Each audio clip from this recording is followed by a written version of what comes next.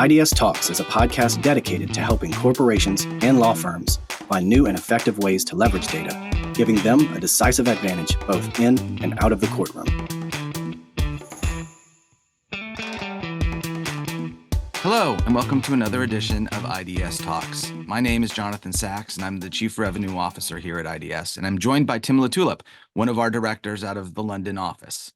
Tim's here today to talk to us about version 8.0 of his D3, Delightfully Digestible Data. It's an email he sends to a select group of people, and in it he covers December and January highlights and a recent blog he wrote, as well as a Q1 look ahead. Tim, welcome to today's podcast. Jonathan, happy to be here. Thanks for having me. This is very serious. For those longtime listeners, they'll be surprised by that. Very serious. All right. That's the way we'll do today. I appreciate it. Let's jump right in. Yeah. I was thrilled to get version 8. For those who didn't get the email, by the way, if you'd like to get it, reach out to Tim. He's on LinkedIn, or you can find his email address on our website, but he'd happily add you to the list where I believe no one knows who actually gets it because of the way we send it. So December, it feels like it was a long time ago because January flew by, but let's quickly cover the highlights because you talked about them. Happy to. Yeah, December was very busy for us. Client engagements were very active. That comes and goes every kind of holiday period. Sometimes it's driven by things being cleared out by corporate clients for the end of the year. Sometimes there are legal proceedings that need immediate attention, even around the festive period and in early January. But we've got some cases on that are very kind of long term and allowed the team to have a little bit of a break in December as well as being busy. It's a nice kind of hybrid of both. We also spent a lot of time visiting with people. We're a people firm. We're people, if I can use that term. So we were in Belgium and France for a good 10 days combined in December. Dan Ruprecht and I were seeing clients in Belgium, Brussels specifically, as usual. And then I was in Paris for a number of days, reconnecting with people we haven't seen in a little while, people that we work with regularly, and just enjoying a bit of the festivities as well around Christmas markets in Europe. They're quite a sight and quite a thing to be experienced that time of year. Yeah, I'm still waiting. I'm waiting for my package, by the way, from the gifts from the Christmas market. It must be stuck in customs, but thanks for that. Yeah, it's got to be it. Yeah. January highlights. Now, quite a busy one. From what I understand, Dan Ruprecht kicked it off straight away with an event in Brussels. Yeah, he didn't waste much time, did he? But I think now that January is pretty much wrapping, it did sort of fly by, but it was a very packed month. Client work was very active, but we were also very kind of energized by how engaged the market is Europe-wide. We, on this side of the world, tend to not go to things like Legal Week, formerly Legal Check, for those listening that are confused. But we tend to focus more on sort of industry subject matter specific events. So things that are related to labor and employment or antitrust or that sort of thing. And Dan had the privilege of being invited to an event co-hosted or really spearheaded by Concurrence, which is a large publication on the continent in the antitrust space. I think they partnered with Herbert Smith. It was quite a showing, and the co-panelists were heads of the regulatory authorities, all in the UK, European Commission. So I think Dan felt pretty humbled sitting on that panel. He, of course, did a really, really great job, and Dominic Tucker on our team was over there with him. But a real good showing for iDS to express and share our knowledge and impart that to the market, but really even just for bragging rights, it's really nice to be invited to that kind of caliber of conversation.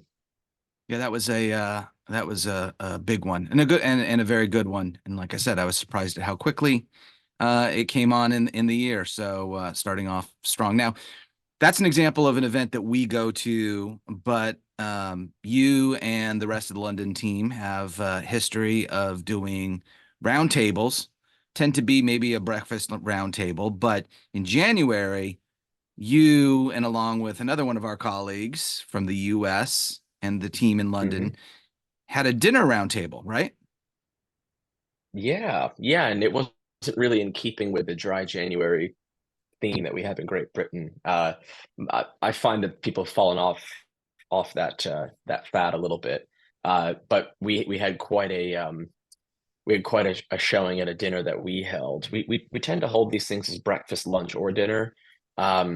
We have very subject matter specific invites to things, and we'll do more of this in January and February, where we pick a topic related to antitrust or employment or litigation, and we get the right people to a breakfast or something and really talk it out. This thing we did on the 23rd of January was quite a bit different because it was about it was about the guests more than our own selfish interests or our Hmm. own offerings, if you like. It was about how client development has evolved. And so we all have our own ways of developing clients or building relationships. And most of our buyers and user buyers are senior law firm partners. So they had the opportunity to come by and also bring their rising star associates with them. So people they have worked with for a number of years. And we were able to kind of tease out this conversation of what do you see that's different? What's going to be different in 5 years? Is it the dynamic of the client, the corporate buyer? We teased out a lot of things. Hunter was here from the US, our COO, and he helped kind of drive it from the outset. We had a bunch of, but by the end of the night, we had a bunch of really energetic conversations going. And I'm sure the takeaways from it will be publicized more publicly. None of that's a real secret. The quote attribution will be anonymized if there are any, but we'll probably digest that to the public. Yeah, I was a little jealous, didn't get to go there for that, and I saw that I think maybe within an hour of the event wrapping, one of the attendees had posted on their LinkedIn page about it, Yeah. which was very cool. Some people don't know that I was a practicing attorney. I should just say an attorney. Whenever I say practicing, they say so you never figured it out, but we're going to go with it. Practicing attorney. Right. Um, and when you are a more junior associate looking to make it into partnership or shareholder, depending on what the firm calls it, understanding client development is really important. You come some cases straight from law school. No one tells you how to develop business, how to establish yourself as a thought leader, which in turn will drive clients to you. So being able to have conversations like I imagine happened during that dinner, extremely valuable. Yeah. So thanks for sharing a bit about that. I'd be remiss if I didn't talk about your January Leavers blog, because when I saw you tease it out in a LinkedIn post for about 2.5 seconds, I thought, oh my God, Tim is leaving. So I fell for it. Call it clickbait, call it the hook that got set, but I fell for it. And then I got Yeah. to read the blog. So maybe you could just spend 2 minutes talking about that blog you wrote. I'm happy to. And again, we others can be accessing it, through the links shared with this. It's a very short read, just like D3. It's meant to be digestible. If something's quite punchy, we'll call it a white paper. You'll know you're getting into a 15-minute read. We'll flag that to you. But this is really just to kind of impart a bit of wisdom and give a few pointers to people in the legal community around the risk of leaver employees in January. They all go for a number of reasons. People find newer opportunities. They leave their field and go to another. They don't hit performance markers or are promised something they don't receive, or there's some uh, unpleasantness at a Christmas party, or it just there's a whole variety of things that drive people to make that decision in January, and usually they're fine. But it's where we see a big rise in contentious allegations. Whether there's litigation or claims filed is another question, but there's certainly a lot of suspicions around theft of IP from companies. It's usually the strongest asset of every company, if they're, especially if they're in the non-tangibles. And even those that work in things like manufacturing, products design, engineering things, those are quite valuable to companies. And if they're going to competitors, that's a huge risk for the incumbent employer. So we sort of talk about that in the blog, how we can attack that very cost-effective kind of way, get a sense of what's happening, and also fails to be considered sometimes as a view from the newer employer. They might be blind to all of this in a sense that you know, they're receiving a person or a team of people, and they've brought them on board, but they're not really aware that this kind of information might be coming across to them. We've seen that be quite impactful in cases before, where they're in receipt of sensitive pricing materials or things that would create consumer harm or problems with the market around them. So there's a lot of risks on both sides to be considered, and we have a lot of experience in helping assess that risk in a kind of measured, tactical way. Yeah, I think I'd add one point to that, which is not every employee is bad. Not every departed employee has taken the secret recipe. And so in some cases, it could be just as important to do a quick early risk assessment to determine nothing happened. There is no smoke. Mm-hmm. And so, okay, great. But at least you've taken the appropriate security measures to check and ensure that what is so important to your organization actually stayed at the organization. So I enjoyed the blog, and I'm sure we'll hear maybe some follow-on stories as people do, in fact, choose to leave. And again, thankfully you didn't, Tim. So yeah, good job. All right. And real quick. I'm glad the clickbait worked though. Yeah, it at least for one. At least for one.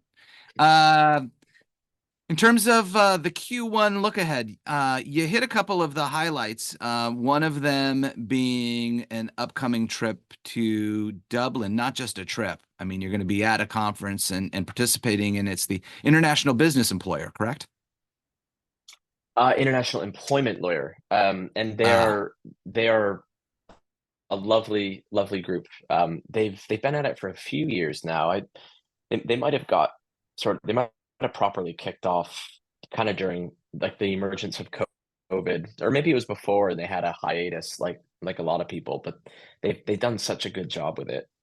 We attend a lot of events historically, and 10% of them are probably worth it. And it's a combination of things. It's location, it's people they invite to speak, it's people they curate to attend, it's the length of the talk sessions, it's like where the breaks are, how is there a decent barista there to make coffee, that kind of stuff really matters. But they hit all the boxes. So I don't work for them. There's no financial reward for this, but I just think not. It's a well-run event, which is why we continue to participate, sponsor, be involved. But this time around, it's not in London. It's in another one of my favorite European cities, which is Dublin, and they're hosting it at Croke Park, which is quite a cool place. It has a very very storied history for a lot of reasons, but they have quite a lot of events there nowadays, and we're looking forward to being over there. Dominic, Tucker, and I will be in Dublin 6 and 7 March, pretty much in the Croke Park area. But I wouldn't be surprised if you didn't find us listening to music at 1 a.m, one of those nights, somewhere in the city. But it's an event that's largely attended by seasoned and high caliber employment lawyers, as well as their in-house contacts, usually C-suite level HR folks, sometimes GCs from companies. But it really focuses right in on the heart of what we were just discussing a few minutes ago. They have roundtables around how do you protect your trade secrets in your IP, very relevant to what we do and what we're interested in. Last autumn, they had a topic around the confluence between competition law and labor law, which is super interesting to me. Dan Ruprecht is hugely involved in competition law, and it was around poaching agreements and non-poaching agreements, and how that's detrimental to the market. It makes one company more powerful than the other. And the competition authorities are actually really paying attention to this stuff in Europe. So it's stuff that I hadn't really considered or paid attention to before. So really interesting stuff like that, and we look forward to being there. And I'm sure you'll see lots of silly and beautified photos on the internet about it. We cannot wait. So clearly Q1 we're going to have some of that continued travel, conference attendance, having a scheduled roundtable in Q1. Yeah, we're working on that actually. It's not gone on the diary just yet, but we always have an IDS led roundtable in every quarter. They're Again, I mentioned it earlier quickly, but they're very topical. They're for a specific group of people. It's generally not a catch-all, let's invite everybody we can think of. This is going to be about regulatory issues and how to use data to deal with that.